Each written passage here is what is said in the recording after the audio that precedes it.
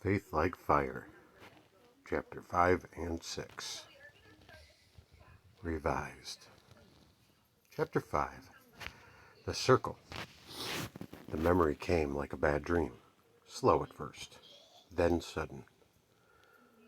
Mark had been younger, 22, angry, smart, and dangerous in the worst way. He was convinced he knew more than anyone else, that knowledge was power and power was control. They called him Ashiel back then, a name he created for himself during the rituals, a twisting of a fallen angel's name, because that's what he believed he was becoming. He had a circle, not just the one etched into his basement floor, but a circle of people, followers, desperate souls, broken kids, thrill seekers mostly. They just wanted to feel something. He gave them that. The basement smelled like mildew, sulfur, and sweat. Black candles dripped down into cracked jars.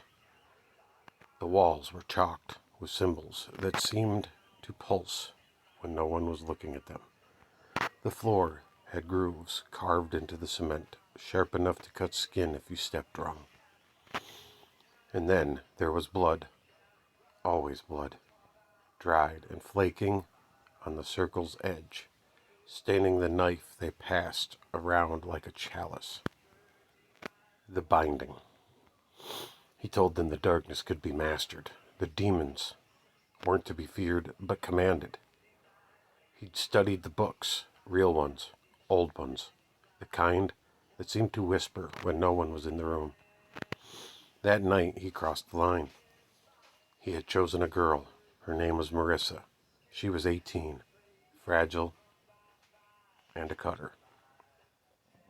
She was already used to bleeding. She said she wanted to be useful. She trusted him. He drew the knife across her palm. Not deep enough to kill, but enough to make her cry out and bleed into the grooves carved in the floor. Her blood ran into the circle, filling the symbols until they glistened wet and red. Dominic was a part of the circle. He was young, demented, and full of darkness. He watched with a twisted smile as she cut herself. He licked his lips with a disturbing and sick pleasure. Mark spoke the name, a name he'd traced from grimoires and ancient rites. A spirit that answered. And it did come. Her eyes rolled back, the white swallowed in black. Her voice broke and then dropped into something guttural, not human. She laughed and screamed at the same time, thrashing so violently her back arched off the floor, and her nails tore bloody streaks into her own arms. The air turned rancid. The candles flared blue. The shadows on the wall moved when no one did. The others ran. Chairs toppled. A glass bottle shattered against the wall. One kid slipped on the blood and hit the floor, splitting his forehead open before bolting for the stairs. Everyone ran except him. Mark stood in the center, heart pounding, and shouted commands into the chaos. He thought he was in control, but the more he shouted, the more she writhed, until blood poured from her nose and foam bubbled at her mouth. Her body slammed against the cement with a sickening crack. When she screamed, it wasn't her voice anymore. It was something else. Aftermath. When it was over, Marissa collapsed, limp and gasping, her body twitching. Her wrists were bruised purple where she had clawed at herself. She never came back to the circle. 2 weeks later, she was found, wandering barefoot in the woods, her feet torn raw from the frozen ground, eyes wide and glassy, mumbling about black wings and burning faces. No charges were filed. No proof. No one wanted to admit what they saw. But Mark knew what he'd done. That was the beginning of the end. The next month he buried the books in the quarry, burned the symbols, tried to pretend he hadn't cracked something open inside himself. But the darkness didn't leave. It watched. And that was when the Thursdays began. Back to the present. Mark sat on the edge of his bed now, sweating in the dark. No candles, no chanting. Just memories. He hadn't seen Marissa in almost 20 years. But last Thursday, when the power came again, he thought, for just a second, he could hear her voice in the silence, whispering, "You were chosen for this reason." Chapter 6, The Quiet Miracle. Not every Thursday was fire and lightning. Sometimes it came like a whisper instead of a roar. Mark had learned not to trust those days. It was late summer, hot enough that the pavement shimmered. Pause. It was late summer, hot enough that the pavement shimmered outside the shop.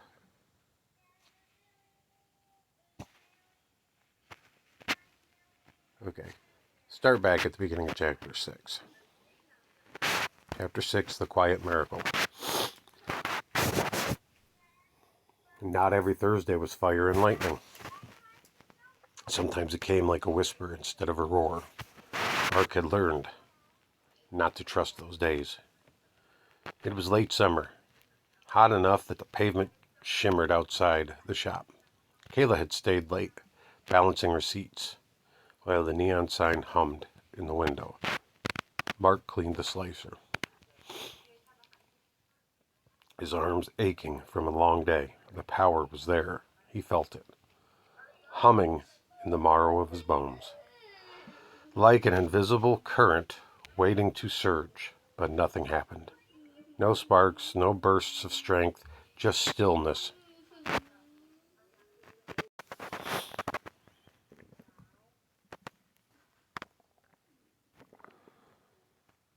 No sparks, no bursts of strength, just stillness.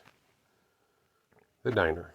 After closing, Kayla convinced him to grab a late meal at the diner 2 blocks down. He didn't just...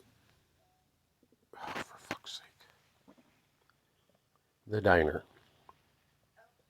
After closing, Kayla convinced him to grab a late meal at the diner 2 blocks down.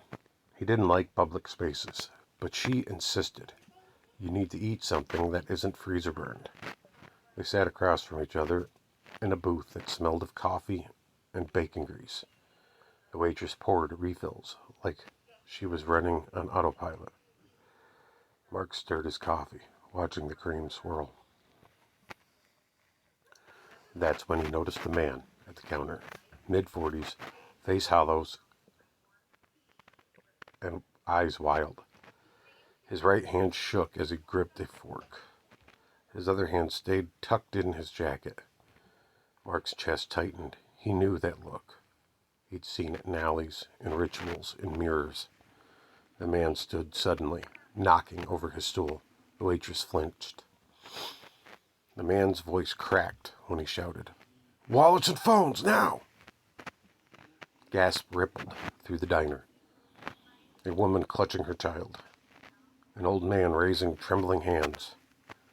The man pulled a gun. His hand shook so badly the muzzle danced across the room.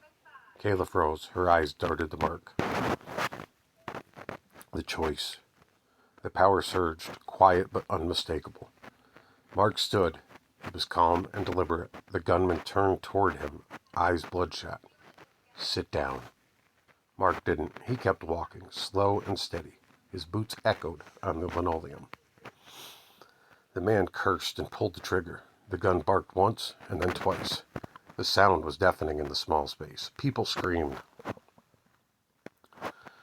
But the bullets never reached him. They flattened in midair with a metallic ping, dropping harmlessly to the ground like crushed coins. The man's jaw dropped. Mark reached him in 2 strides. He grabbed the gunman's wrist and twisted it hard. Bone cracked. The man screamed, the gun clattering to the ground. Mark slammed him against the counter with such force the formica split. blood splattering from the man's split lip. Mark's fist rose and then stopped. The power begged him to strike, to crush, to silence this broken man forever. Instead, Mark slammed the man's head into the counter once, hard enough to knock him out but not kill him. The man slumped, unconscious, blood pooling beneath his face. The diner was silent except for the hiss of the fryer. Kayla stared at him, wide-eyed, not with fear, but this time with awe. The waitress whispered, What are you?" Mark stood there, breathing hard. Blood on his knuckles again. He didn't answer. Because he didn't know. After the police came later, they took the man away. They asked questions Mark didn't answer. Kayla covered for him, saying he'd reacted fast. But as they walked back to the shop, she finally asked a question out loud. "Why didn't you kill him?" Mark's jaw tightened. "Because I know what happens when I save someone, but I don't know what happens if I kill." Kayla frowned. "You think he's going to?" She trailed off. "Yes," Mark said. "Maybe not tomorrow. Maybe not here. But someday he will spill blood again. That's what people do. But I don't know if killing will cause something worse." She shook her head. "Maybe. But tonight you saved lives, and that counts." Mark didn't respond. His hands still shook with the need to strike harder. The miracle had been quiet, and the violence had been louder. And deep down, she wondered if the miracle was real, or if the violence was the only part of him that ever would be.